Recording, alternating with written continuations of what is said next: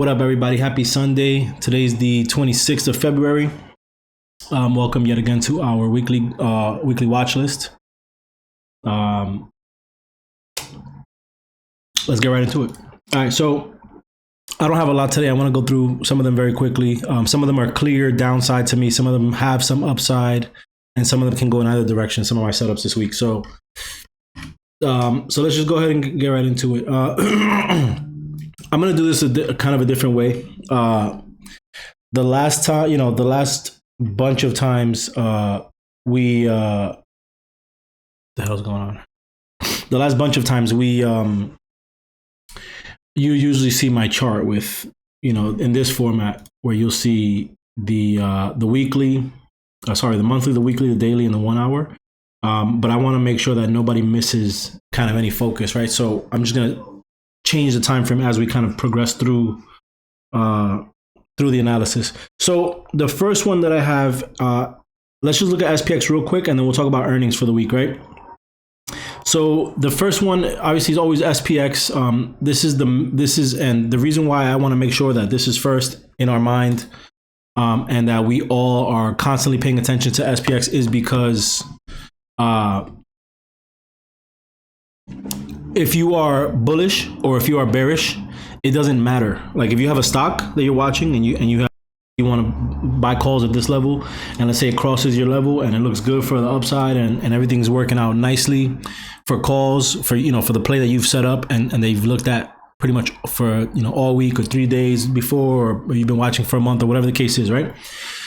Let's say you're very bullish on the stock is breaking your level, you're in the play, and it's giving you 10, 15, 20, 30%, right? And then the market, which is this bad boy right here, SPX, decides, you know what, I'm going to just turn around and go a different direction. I don't feel like going up today. The people who are in the market decide that they'd rather sell than buy, right?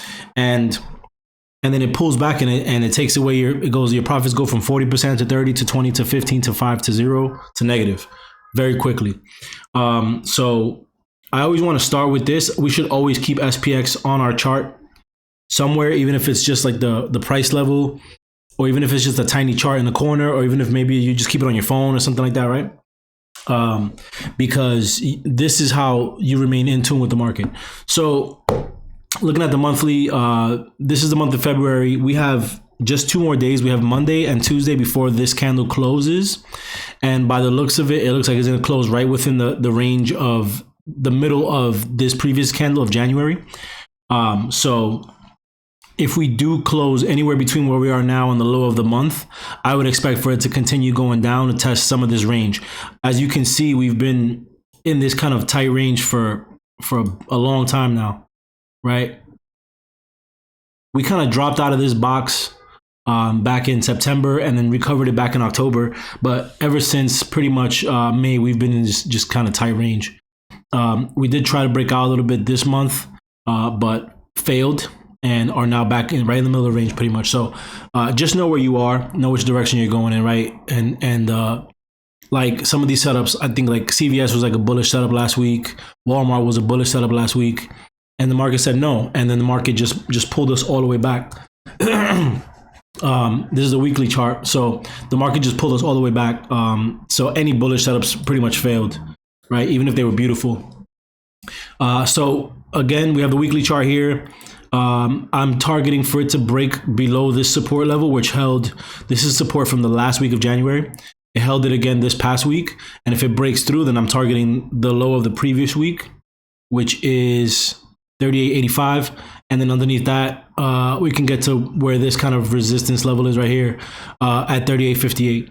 And then underneath that, obviously, we can get down to down here 37.80 at the bottom of the box right there. So those will be some main levels that I'll be watching depending on what direction this thing goes in. This is a daily chart. Daily chart tells kind of a different story, only because there's a bunch of indecision that occurred in the past few days, right? Here we go. A lot of indecision these past 3 days. So buyers and sellers were in a battle. Same thing here. Even though it opened high and closed lower, it was still a red candle. But I think I would call this a day for buyers. the day, because a bunch of buying pressure brought this price way above the range of the previous day. Even if it closed red, there was a nice bounce that day, right? And then, in the grand scheme of things, I mean, buyers had control on Friday as well, but not control where they brought the price. They continue to bring it up. They just continue to hold this level. So again, this is a very crucial level here at 39. Let's call it 39.50. Underneath 39.50, we can get 38.85 very, very quickly. We can get like this, like one candlestick like this to the downside, right? One of these right here. But we got to see. I mean, this is a very strong support here. So that's what I'll be watching for the daily on SPX. And let's just look at the 1 hour real quick. It's just been trending. We had a channel. We fell out of the channel pretty hard. Came back and retested it up here, right? This is kind of a retest area, and then gap down, consolidated. There's a potential for this to fill the gap to the upside. So break above the high of Friday at 37. What is this? 39.78. And can possibly give us 40.13, but we're gonna have that 4,000 level to contend with, and that can be magnetic, and it could also be a massive, once we do get there, it could be a massive wall to try to break through, right? So, and again, I have just a handful of tickers to look at. I'll start with, I don't know which one I'll start with. We'll see. Tomorrow before open, we have Fubo reporting earnings. We have Lending Tree. We have Blackstone. After market close, we have Oxy, we have Zoom, we have Workday. Wow, remember when Zoom was a very important stock, and now it's whatever now. We have Fisker after close tomorrow. Tuesday morning, we have Norwegian, we have Target, we have Clover Health, we have AutoZone, Advanced Auto Parts. Those usually do really good. After close, we have Rivian, we have AMC, we have Marathon, Blink.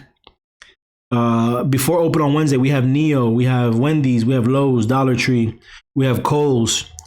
And then after close, we have Salesforce, we have Snowflake, we have Plug, Splunk, Okta. So this is a pretty big earnings week, right? For some of the newer names, or some of the lesser they're heavily traded and they're very popular, but they're not as popular and market moving as, for example, Apple is, or Microsoft, or Tesla, or Google, or whatever the case is, right?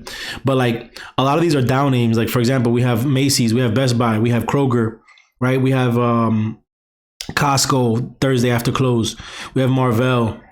And Broadcom, right? Those are two, and Zscaler. These are like smaller names that still move the market. They're still very, very important for, depending on what those industries are doing and how they're performing. Depends on, it will result in a direction it will move for the market, right?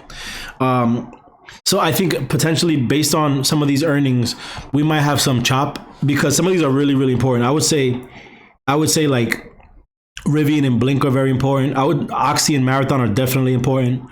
Target is an important one. I would say that the auto Advanced Auto Parts and AutoZone are probably significant in their industry, right? Obviously Macy's, Costco, Kroger, Best Buy is the other one. Like even Big Lots, right? Like they're not a massive market cap, but Burlington, Nordstrom. These are some names that within their respective sector are extremely significant. Big companies that will tell you, especially some of these like Burlington, Lots, and Best Buy and Costco. Those are some of the, when you don't have a lot of money, you go spend in some of these places. I mean, obviously Macy's is kind of expensive. Best Buy can be expensive. Costco is like one of those companies that is like the indicator for recessions and for inflation and all that. So Costco is going to be a massive one, in my opinion, right? So interesting week. I think that especially Costco might chop right into earnings. And I actually have Costco.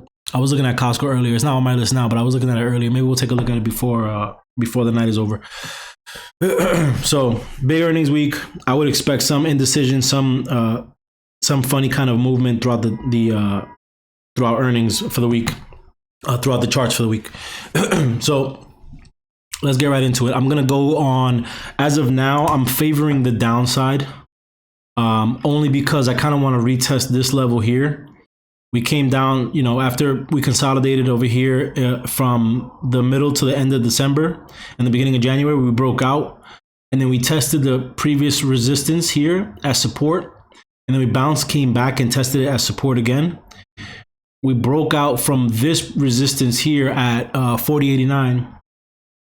And then we consolidated right around that area. We tested it as resistance, as support a bunch, and now we kind of failed underneath it again. So I kind of see it going back again. If it falls below this level, 39.48, let's call it 39.50. I want to see it come back to this 38.85 level just to test it one more time. Because if we come and test this level one more time and buyers step in, I believe that we can break through all this indecision from the past 3 days and get right back into this channel here. So that's what I'll be targeting for SPX. But again, right now I'm leaning a little bit bearish. Although I do like, and let's look at this on a smaller time frame real quick. Let's look at the 1 hour. I do like how towards the end of the day, after the gap down, the buyers and sellers kind of fought a little bit, and then buyers kind of took over and made new highs of day, right around the 2:30 hour, and then from there, sellers kind of tried it again, but buyers stepped right back in and brought the price almost back to the opening price of the candlestick. So I think that buyers at this moment, they're very interested in keeping the price above this level. And if they can break above this high of day again, they're going to try to fill this gap here. So I'll be interested in seeing that. Potentially, right? Again, I would love for it to come down first, but the buyers right now are very active. So just keep that in mind. So based on that, it was very important for me to keep some of these charts with multiple perspective. So I'll just look at, I have just two that can go either way for me, really. The first one's NVIDIA. NVIDIA reported earnings last week on, what day was this? On Wednesday. Excuse me. And they beat they beat on earnings per share, and they beat on revenue as well, which led to this massive gap up. Big move to the upside. This ticker, this day closed at 207.54. The next day it opened at 234. So what, a $27 move? Very nice. And that's like a 10% move for NVIDIA. More than that. probably like a 12 or 15% move for NVIDIA just on earnings. So that's very nice. And then ever since we kind of made this gap, we've, when these massive gap ups happen, two things can happen, right? Three things can happen. It's going to fill the gap back to the downside. It's going to continue to move in, an earnings drift. It's going to continue to move to the upside, or it's going to try to establish a new range within this new candlestick, right? And so far, the Thursday we gapped up. Friday, we kind of came and tested the lows, and then buyers stepped in. So we have this range right here setting up, where also buyers kind of let, sellers brought it down, and then we tested resistance from this previous couple weeks, and then buyers stepped right back up and said, you know what, I like the price here, so let's just keep it up. So NVIDIA set up, I think, nicely for any direction. Let me throw some moving averages on here real quick. Okay, so we got the golden cross on NVIDIA a couple months ago, or last month. About exactly a month ago, actually. And so that's nice. I mean, it doesn't really say much at this point because NVIDIA has just been trending upward for the entire year. And then after this kind of strong pullback, you had that gap up. So the moving averages don't really come into play at this point. Maybe the smaller ones, the EMAs. Let's look at the EMAs real quick. Yeah, I mean, we got the 9 EMA, which is a little bit of a distance away from where prices are now. So I'm not really too involved with it. I'm not too worried about it right now. The most important thing for me is we have pretty much two dojis. This is a big body doji. Now it's getting a little bit tighter. Excuse me. I want to see this price break above the high of this day or below the low of this day. Very simple. And then above this high, we can target this high. Below this low, we can target where there was previous support, previous resistance, right? Just the very next interesting level. We look at the 1 hour on this.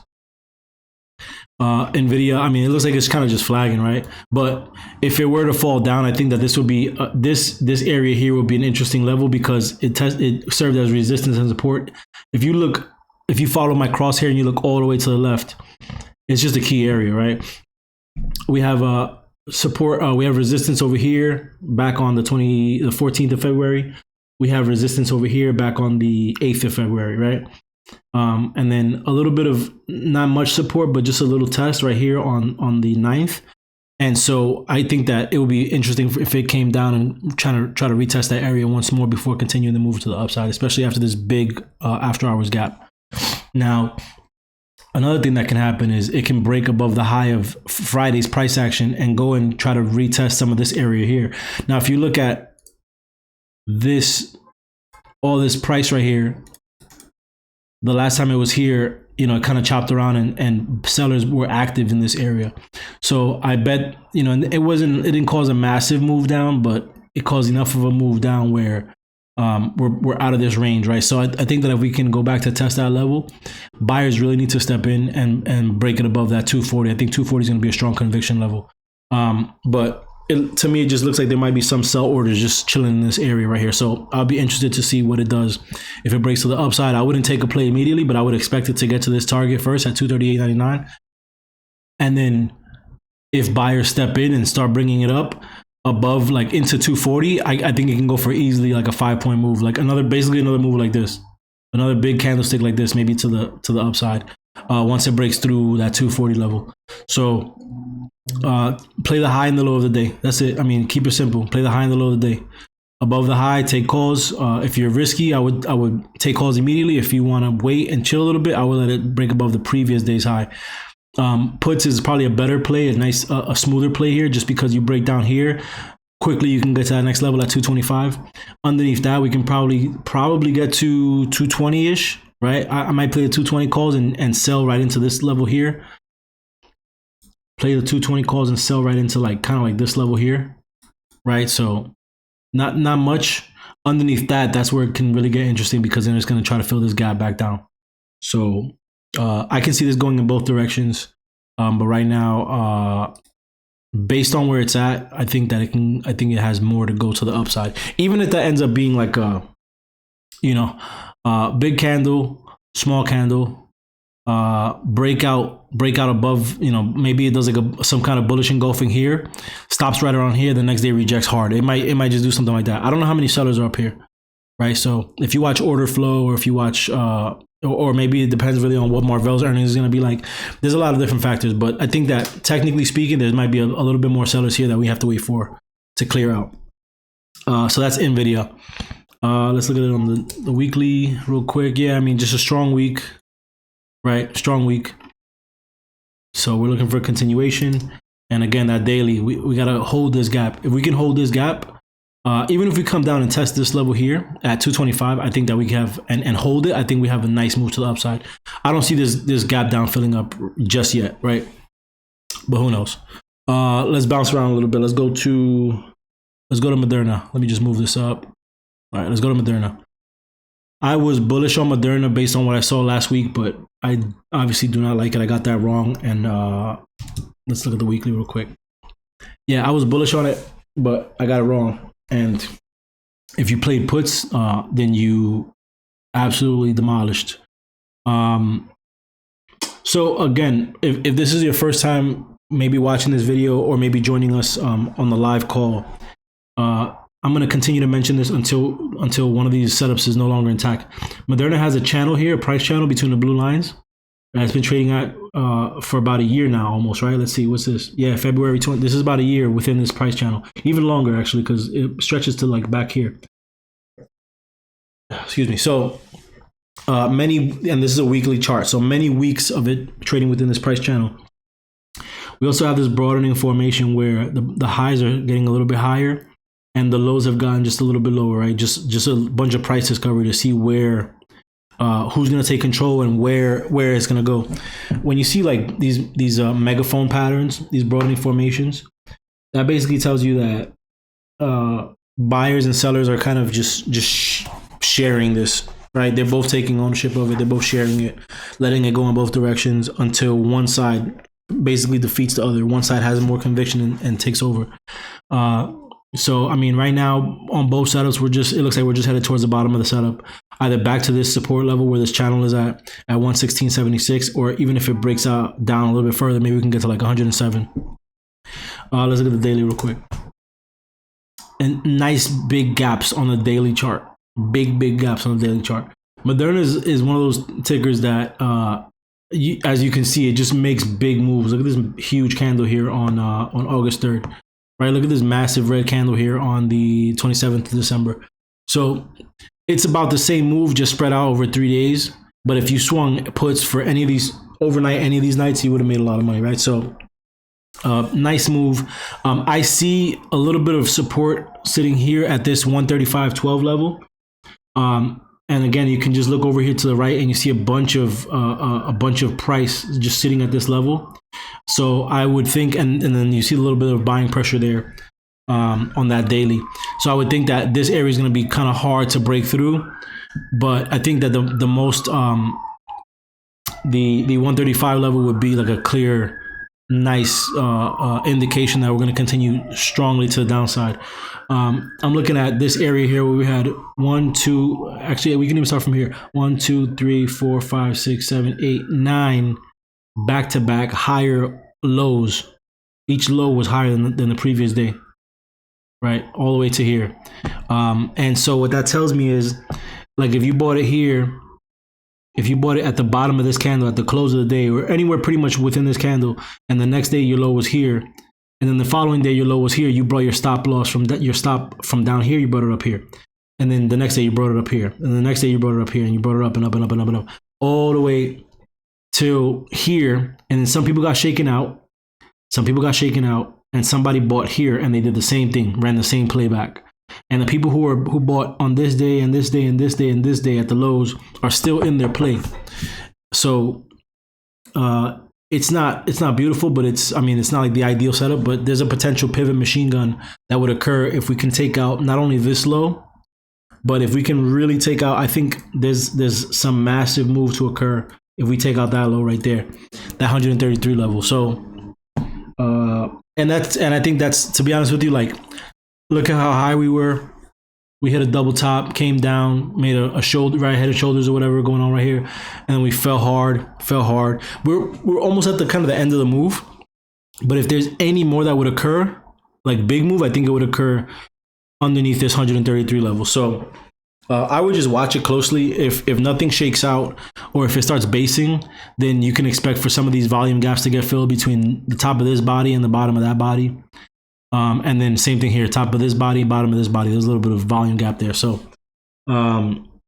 if we base here, we can go to the upside. But right now, the setup is very strong for continuation to the downside, personally. And again, if things change, if things change, then we just change the direction of our play. I would probably set an alert for the low of day. And I would also set an alert. I'm actually going to set an alert for the open, just in case it gives us a nice play on the 1 hour, right? So the rest of the market kind of went sideways and then turned up towards the end. This went sideways and continued to flush down, right? It's kind of forming an H here on the 1 hour. So if it breaks above this zone, then I kind of want to target the high of day, and then from there we can start to fill some of these gaps. Especially above this 148 level. That looks like a beautiful level for Moderna to kind of trade up above, just because it's the same thing as before, just to the upside, right? We have, if you're selling short, you set your stop there. And then, look at this massive candle, right? I'm sure there's a bunch of sellers here, but above these levels, we can get right back up to 162. And with Moderna, it would be probably news related. So, which is why I don't really love trading biotech too much, but when you do, and you catch and the news is in your favor and the market's in your favor, then you usually get to make a lot of money on these stocks. So, let's see. Entered into non-exclusive patent license agreement with NIAID, Moderna to make milestone payments to NIH for COVID vaccine. So there's some stuff in the news that might shake out for it. I would be interested in knowing what this non-exclusive patent license agreement shakes out to be.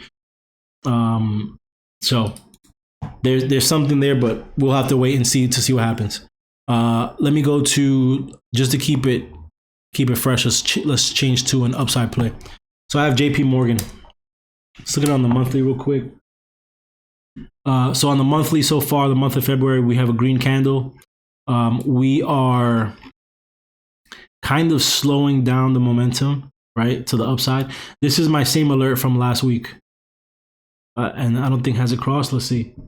144.34 and my alert was 144.36. So 2 pennies. 2 pennies from crossing so far. This is the monthly chart. I mean, as you can see, we've just been breakout a couple of months and then consolidation, a little bit of a continuation with some sellers stepping in. Same thing here, a little bit of continuation, made a new high, some sellers stepping in to bring it back down. If we look at the weekly, you can see very clear bull flag here, massive flag pull, flag, breakout, and then strong pullback, consolidation, and just a lot of chop in these past couple of weeks. Now, again, this is my main target above 144 because that'll take us out of the chop and it'll give us big moves such as this for these 4 weeks or these 6 weeks here, right? That's what I want. I want a big move. Another reason why I like JP Morgan to the upside is because, let's go to the daily. Typically banks, so financials and energy will typically and not so much financials, but definitely energy. But sometimes you'll catch like tech will be down and retail will be down, but financials will be really strong and energy will be really strong. And the market will be either flat or it'll be down softly, right? And that'll give enough for money to rush into financials, and that'll give enough money to obviously rush into energy, oil and energy. So anyway, I do like this to the upside. The reason why I like this is because here's your daily chart. We had resistance here. We broke out above it on this day, even on this day, and then again on this day. So it's like a kind of a triple tap going on around this area. I want to see a breakout above it. We fell hard. We couldn't break out above it. We fell hard and then found support at the bottom of this previous candlestick right here. And we had 1, 2, 3 days of buyers stepping in around this level, and the last day the buyers brought the price higher, right? So and let's see, the high of this day is 141.36. High of this day is 141.34. So buyers broke out the range so far above this candlestick. Not so much conviction because obviously we need to bring it. We need to target this 148, 283. Let's go to the 1 hour real quick.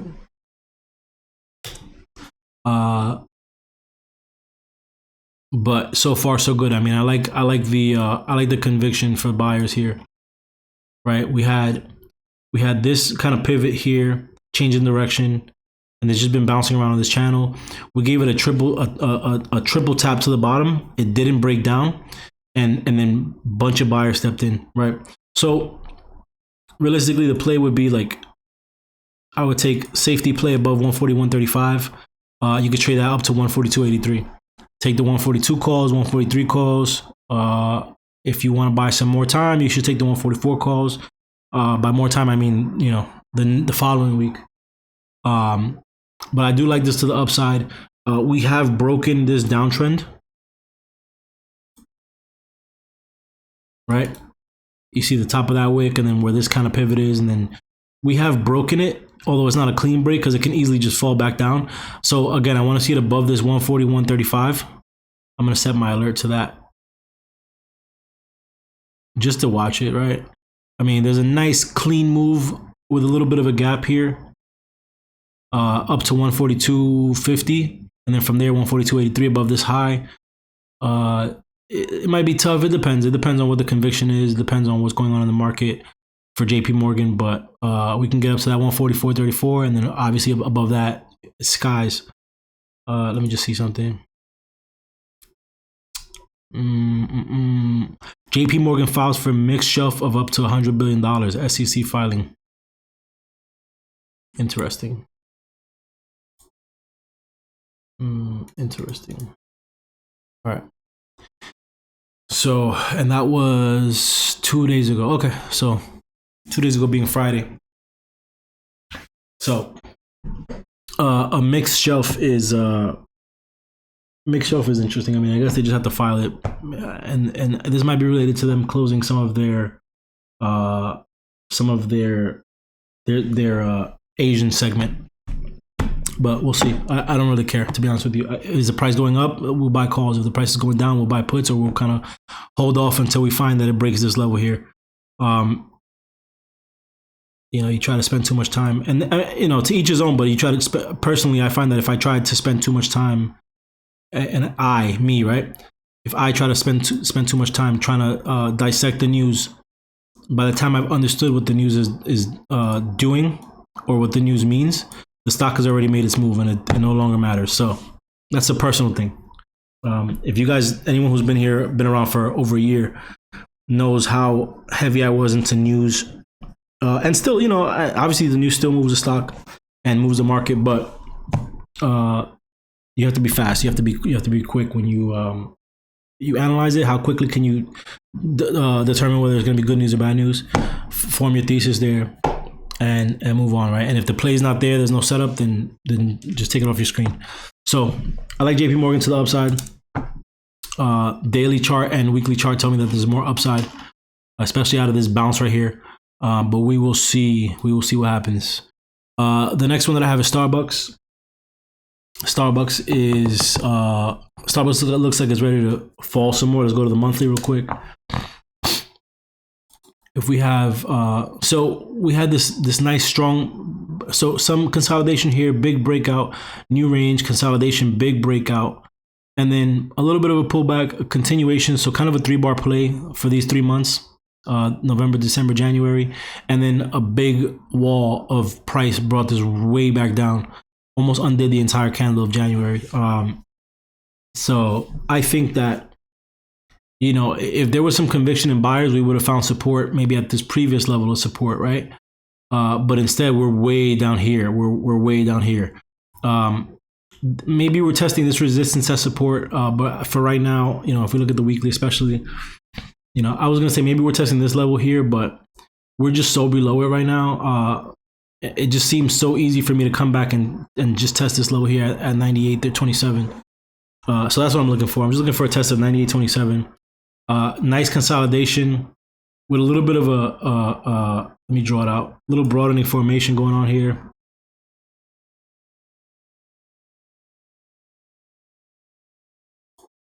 Little broadening formation, right? Prices just reaching higher highs. Prices also discovering lower lows. We can also kind of be at the bottom of the broadening. If you can see it, if you squint your eyes, you can kind of see that we're maybe at the bottom of the broadening. But let's go to the daily. The daily also shows me that, and I think there's a moving average over here somewhere. Let's see. Yeah, okay. So the daily shows me that, especially after giving up this 50-day, that's the reason why this is on my downside.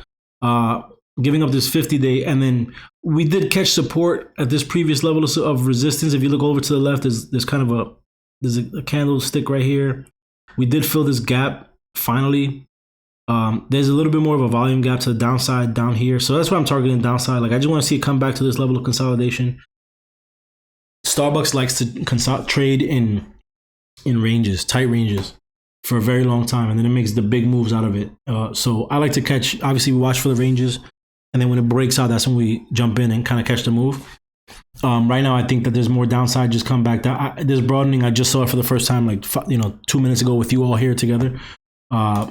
So I'm going to take it off my screen, but it's still there, right?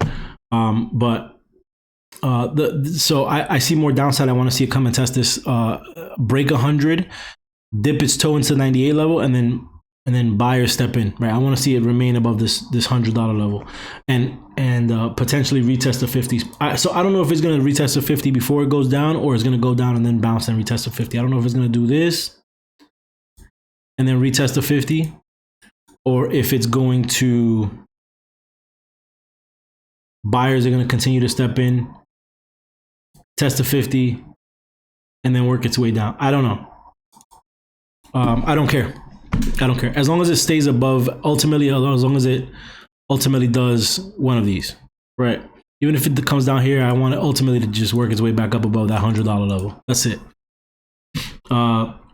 Now, one thing is there's a small gap to fill, and I'm not gonna paint a bullish bias on this and call it a day.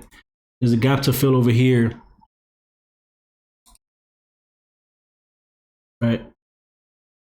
We have this gap to fill, and we have this 200 to test. So either one of those things can happen. Again, this could be easily a double top. This could be a head and shoulders, right? That can bring us down, way down. It really depends. But for this week, I'm looking for it to either, let me get rid of some of these. For this week, I'm looking for it to either break, so let's keep the range of the day. Let me get rid of this. Above the high of day, it'll go and test the 50-day, I'm sure. And below the low of day, I think it'll test its support. And that's it. I mean, again, I'm leaning downside. We have the 50-day, it looks like it's starting to point downward. So if the angle of attack gets really sharp and if SPX gives us a red day tomorrow, which I think it will, this is going to point down. This is going to be a little bit down here. And I think ultimately we can target that 98.27. If you want, you could just buy like the 100 puts, hold them all week if you want. This looks very bearish to me. I haven't checked the flow though, so I don't know exactly what's going on there.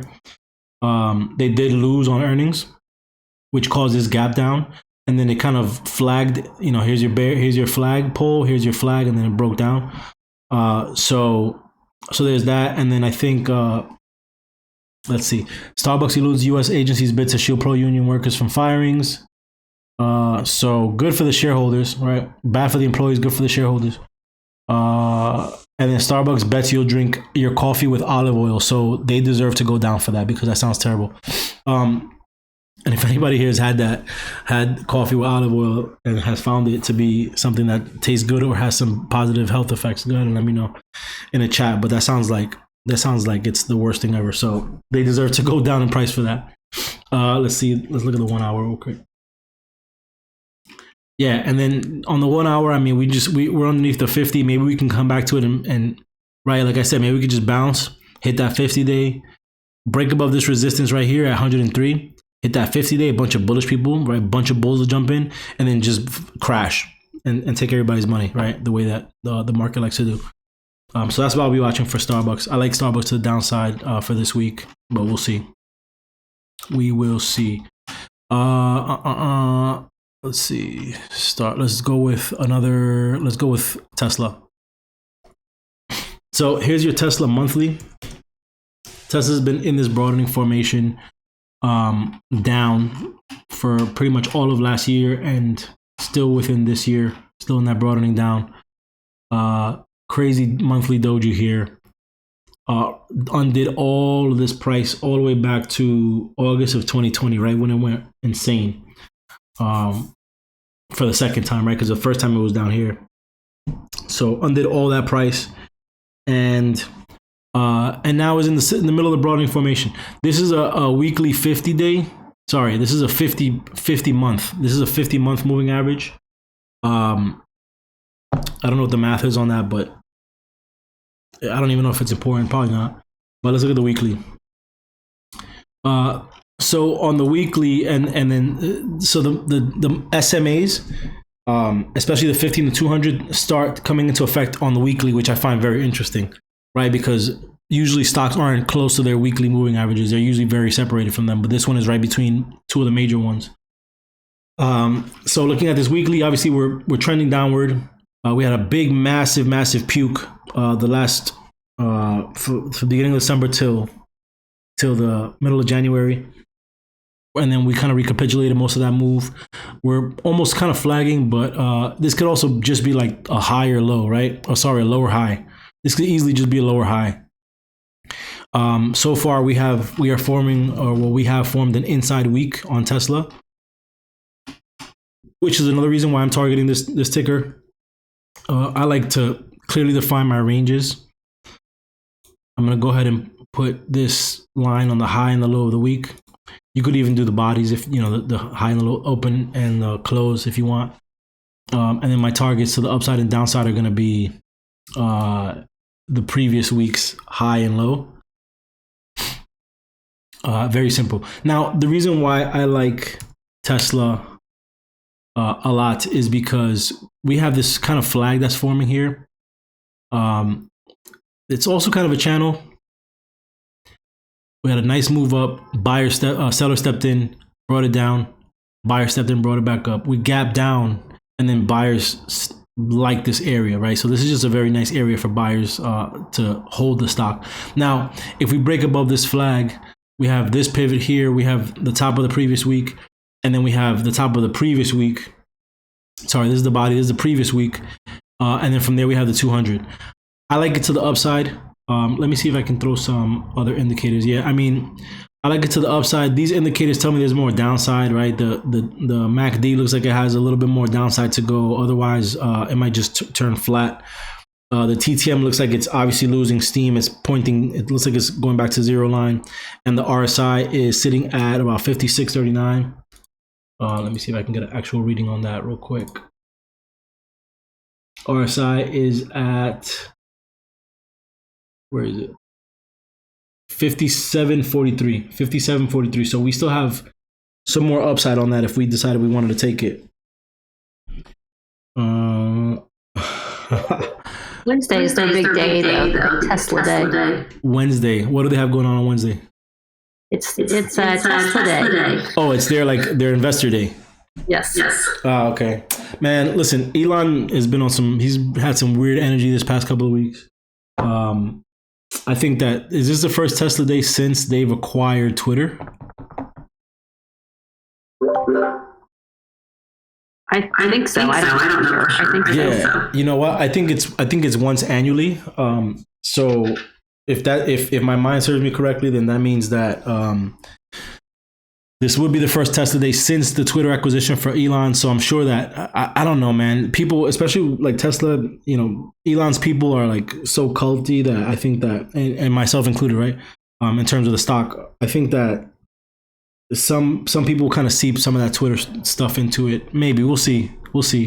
And then obviously his name is just always in the news. I think that the stock is a little bit detached from the owner of the company right now at this point. I don't think he's had anything to do with this move up. This move has followed the market pretty much. So we'll see. And then you said Thursday is Tesla day. So I don't like to trade Tesla early into the week. I usually like to trade Tesla like on Wednesdays, Thursdays, Fridays. So that'll give us a good opportunity potentially for some lottos, or just a nice move on whatever move it decides to go on Friday. And as you guys know, Fridays are usually monster days for Tesla, when they want to be. So definitely staying on our radar. And ultimately what I'm looking for with Tesla is for it to reach this 200 day at around 222, or this 50 day at around 156, right? That's what I'm looking for. Those are my two ultimate targets for Tesla within the month of March. That's what I'll be looking for. Right now, I like the setup to the upside. I like how the buyers are just chilling in this area. I like how every time we come down to this level, we make a new, a higher low each time, right? We had this low here, higher low here, higher low here, higher low here. So very interesting spot for Tesla. Let's look at the 1 hour real quick. And then some of these ultimate targets don't look so far-fetched once you see it on a smaller time frame. Tesla's sitting underneath this support, this resistance level. Actually, where is it? Where's my, here they are. Here they are. This is what I wanted. We have this daily SMA, this 20 SMA, this blue line right here. And Tesla's basically squeezed between this resistance, this falling resistance line, and this 200 day. And so what I want to see is, it, pretty much at the open, we'll know whether it's going to break out above this line. And if it does break out, I think we can get a nice strong day to the upside, even to give us that 200 in one shot, right? Or break down and maybe catch this 100 day for support, right? So those are the two targets. I would say maybe break out above this resistance line. Let's target the 210. 210 would be the first target. Above 210, then we can hit that 200 day. And then below this 20 SMA, we can hit this 100-day SMA, and then underneath that, we can target this 50-day SMA at some point, right? Maybe not the next day, maybe in another week or so. But that's what I see with Tesla. And especially this little wedge between this 20-day and this resistance line is what I was really, really eyeballing on Tesla. The next one is, and obviously we have Investor Day, Tesla Day coming up on Thursday. So that's everyone's going to be pretty much all ears on that, and those are pretty fun to listen to actually too. Next one's Coinbase. I like Coinbase to the downside. Let's do the monthly. And then I want to clear. I remember looking at this briefly and just wanted to clear all this crap off of it. So on the monthly, we have this kind of failed bear flag breakdown. So we had this massive breakdown here, and then we have kind of a flag here, and then broke down and then massively bounced, right? And then let's see, the low of this was 31.83 and the low of this one was 31.55. So bullish engulfing. The range of this candle is completely supersedes the range of this candle in both directions, but it's a bullish candle, so that means that the direction was continued to the upside. So we had a nice February at one point. Let's go to the weekly.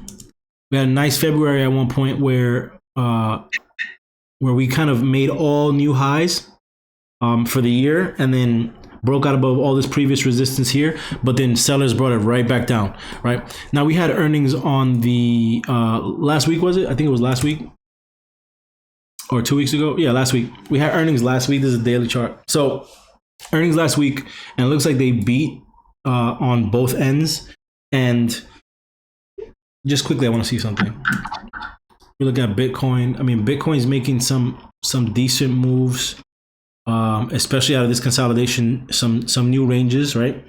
Coin does not look like the Bitcoin chart anymore, but I think that obviously Coinbase is still going to be affected by it. Now, the Bitcoin chart, let's just go back to it because I think that was just a beautiful chart. We found some levels here of support, which were previous resistance levels. Where the hell is? Yeah, these lines are from way back here. So previous ranges. We formed a high here, and then we kind of failed. A bunch of buyers stepped in, brought it up. Buyers couldn't take it above this level, so now we fell back down. I see a potential head and shoulders forming here with another level of resistance forming in this area at 24,000 before we fall back down and kind of retest this previous area here. Coinbase might do it first. I mean, to be honest with you, what I saw on Coinbase was on the daily chart. I don't know if it had any moving averages to do with it. Let's turn the moving averages back on. My DSMAs. Yeah, so we had this support level, the rising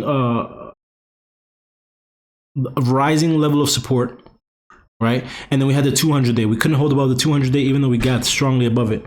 We couldn't keep above it. We fell down below it. We've been coiling pretty much around it, and so now it's like kind of a make or break between this support line and that 200-day.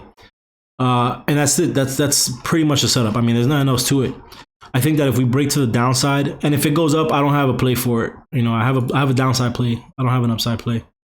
But if it goes up, maybe I would get interested in it above this level here, above that 69.46 level, above 70 pretty much. Because then it can undo some of these levels here, right? And then above this one will be the big one. But right now I see clean downside to it. We couldn't hold above the 200. We closed underneath it. We closed we tested below this previous range. If we can break down below this trend line, below the low of day, we can test this low of day, and then we can test that 100-day. Underneath the 100-day, we got the 50-day. So to me, this just seems very magnetic to the downside. Very clear cut to me. For Coinbase, let's look at the 1 hour. And on the 1 hour, it looks like just a bunch of H's, right? Here's the stick, and here's the little cup. And then here's another stick and another little cup right here. So I just kind of want to see it break below this level, hit that $54, right where the 200-day is, and then hit that 50-day. 50, you could buy 50 puts and swing them for a month and likely be in the money in just a couple of weeks based on what it looks like now, right? Things can change.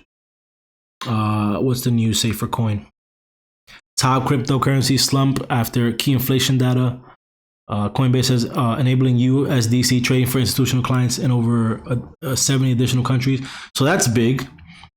USDC trading for institutional clients in over 70 additional countries. So they're expanding their USDC trading to 70 countries, which means they're going to get more trading on their platform, which means they get to collect more commissions. So that's pretty interesting. So it's like good news versus bad news. Now, again, it might not be directly correlated to Bitcoin as it used to be, but if it is, everyone's saying that crypto is going to continue to slide. If that's the case, then Coinbase goes down. Now, this enabling trading in additional 70 countries is pretty good news for them. And if that was 3 days ago, I mean, that was on this day. Maybe it was like this candlestick that the news came out. It didn't break out above this 200-day, this 20-day, and it couldn't hold the 200-day. And so I think that news at this point might be a non-factor, but that might be something that might affect the stock price of Coinbase in the future. So that's something to definitely keep note of for Coinbase. I'm going to go ahead and set an alert. I want my alert. My first alert would be if it goes to the upside, I want it above that 20-day. And I'm going to go ahead and just set my alert to the low of day here for Coinbase. And that just, to me, looks like a very clear downside play. All right. The next one that I have, let's switch it up. Let's do LRCX, because LRCX has both sides. Let's look at the monthly. On the monthly, we have a massive move up, pullback, and then continuation. This looks like, I was gonna say, this looks like a January candle right here. Massive January, all year long pullback. And we worked our way up into some of this range. There's a lot of chop here. Look at all these candlesticks that traded within this area. Sellers clearly have control of it now, but let's look at the weekly real quick. We did kind of form an inverse head and shoulders. Here's one shoulder. Here's a head. Here's another shoulder. Let me get rid of some of these. I'm slowly getting back to some of my prime trading days where I just used. Was that a sneeze? Oh, Bless you. Bless you. I didn't know my mic was still on. I think my daughter's cat jumps up on my lap and makes me sneeze. Oh no, my kid had a cold the past couple of days, so that's why I'm kind of like scratchy throat right now. So LRCX inverse head and shoulders. Let me just draw it out for you very quickly right here. Boom. So we have, there's your shoulder, there's your head, and then here is your other shoulder. This is not a new setup for you all. I've been mentioning this setup for quite some time now. And so it didn't break out, it didn't continue. I mean, this candlestick got higher than, what's the high of this? 548. This candlestick broke above the previous range of all these candles and came back into some of these highs, March 2022 highs. So or March 2022 levels. So and then failed. Right. So now big massive move to the downside for a couple of weeks after reaching this level. That means that there's a bunch of sellers that were just sitting here waiting. Right. Look at all this consolidation right here. Bunch of sellers were just sitting there, just kind of chilling, waiting for LRCX to get to that level just to sell. People who maybe bought down here or down here were like, you know what, this is a good spot to sell. Right. So that's it. I mean, right now it can really go, let's go to the daily. It can really go in any direction for me. What I do like is, I don't think this is an inside day. Let's see. What's the low? 473.68, 473.45. Oh yeah. So it is an inside bar. It is an inside bar. So we have a little doji of an inside bar on Friday. Right. And then we have, and then we had this channel that kind of broke down. Right, let me just draw that there. We're still kind of in it. We're still kind of in it. Yeah, we're still kind of in it. I stand corrected. We're still in the channel, but it doesn't really change my thesis, right? I think that above the high, we can go and test the previous high. Below the low, I think that we can test some previous levels of support over here at 466.81.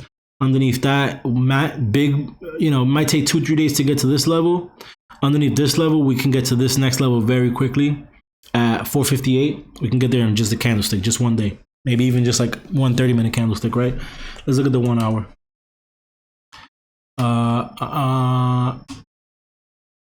Yeah. The reason why I'm bearish is I have this. Here's a high. Here's a lower high, right? Lower low, lower high, lower low, lower high, lower low, lower high. I want to see my lower low somewhere down here, 466.97. Just keep the trend intact. Nice and simple. You know, this is kind of moving sideways, and it also looks like it might be curling a little bit. So it might take a day or two for it to actually break down. Depends. Let's get rid of this blue line, these blue lines. I think within this range is very important. Up above this, we can easily retest that 492.81 and either break it and make a higher high, or not break it and continue with the lower highs. But I think 450 is in the future for LRCX at some point, and I really like it to the downside, right? Especially after not being able to continue the move, this massive move, and then we undid these two big candles, and now we're just chilling at the bottom of that range. I feel like there's no buying pressure here, so I like it to the downside. The next one is Disney. I am a little bearish on Disney at the moment. The reason being that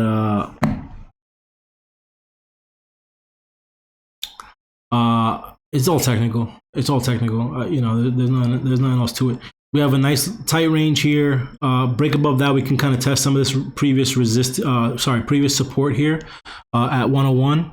We're currently trading right at the $100 mark, so I think that a big move either up away from this $100 mark or down away from this $100 mark is warranted. And so that's really the reason why I like it. Up above this, obviously we can test that previous support, and if not, if we go through it, then we can test the high of the previous day. And this is, for me, this is very short-sighted, just a one-day trade, right? Below that, below the low of day, which would undo all the price of that day. And we'll look at the 1 hour in a second. But below that low of day, we'll come back down and kind of test the low of this day here. At the low is 97.12. And then underneath that, there's a little tiny bit of a gap. And then underneath that, we have 95, right? I'm not sure. Let me look at the 1 hour. I'm not sure what direction it looks like it wants to stay bearish, especially since it's forming lower highs and lower lows. And if it doesn't take this high of the previous high of Friday out immediately, then I think that we're going to go down pretty hard.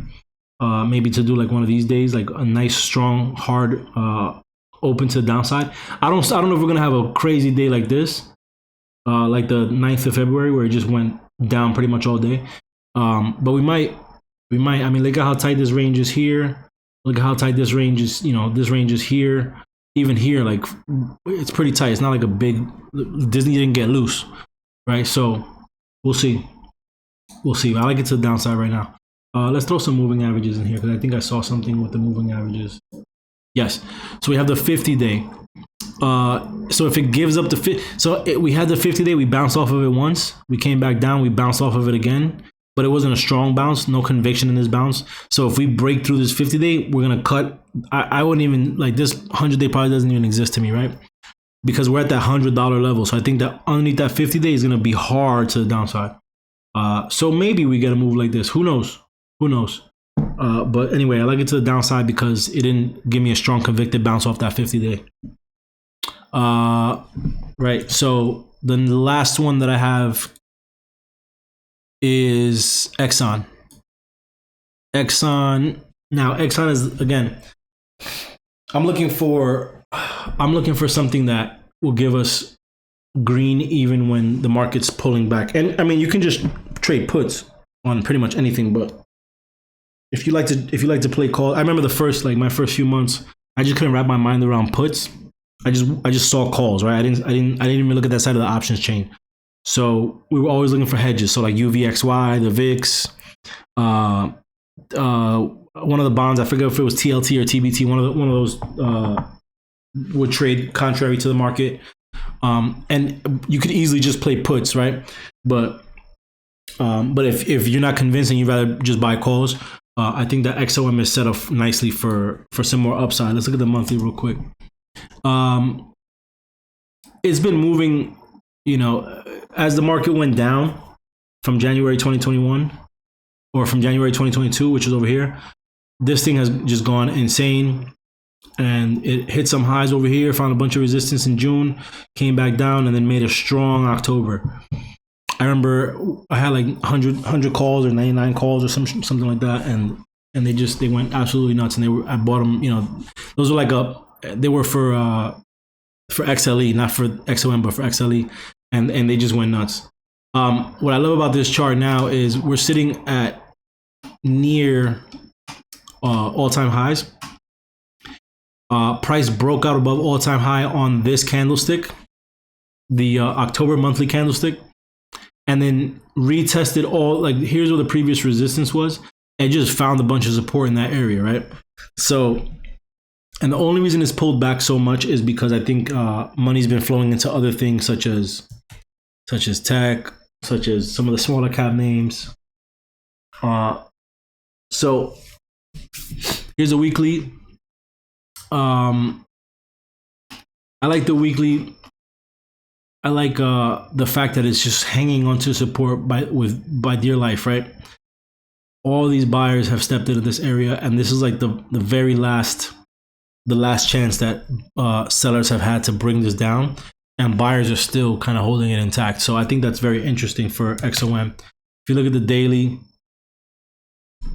it came down to that 100-day, bounced on it, formed a doji at the 50-day, came back down to the 100-day and strongly bounced on it. So that's the main reason why I like this play.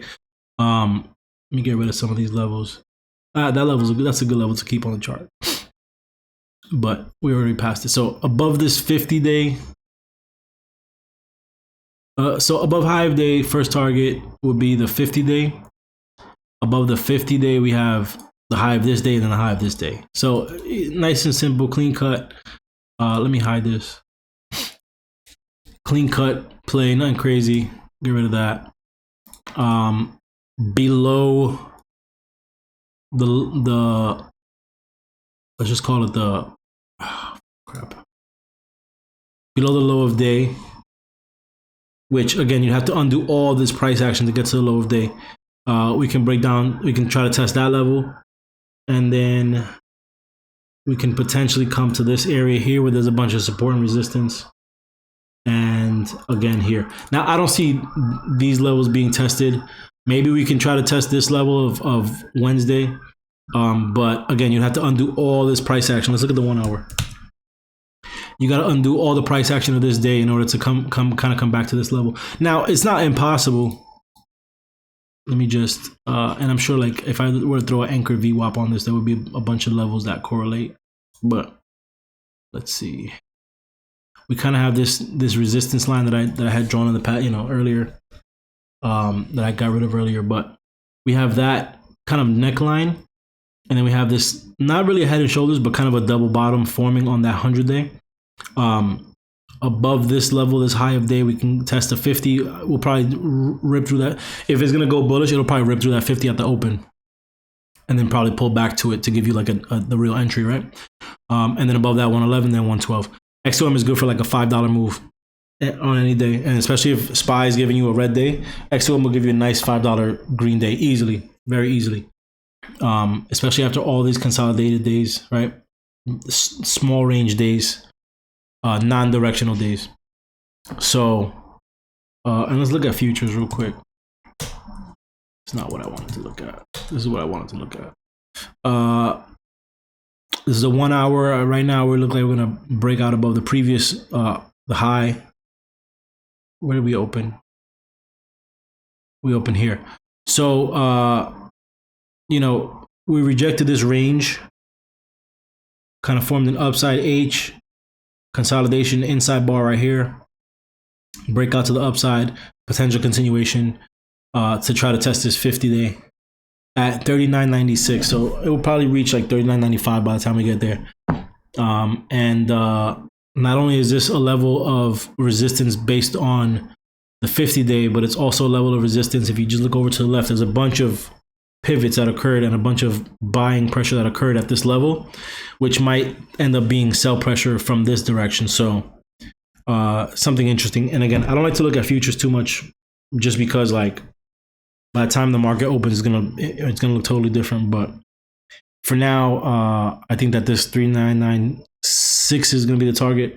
And then moving forward, tomorrow we'll know if we're above it, then we have a chance to go up. If we're below it for the day, right? If we're above it for the day, then if we have a chance to go up for the day. If we're below it, then we have a chance to go down for the day. If we're kind of on it, we might just chop around for majority of the day. It depends. I also see kind of a broadening formation here on the 1 hour. Let's see. It's not the cleanest.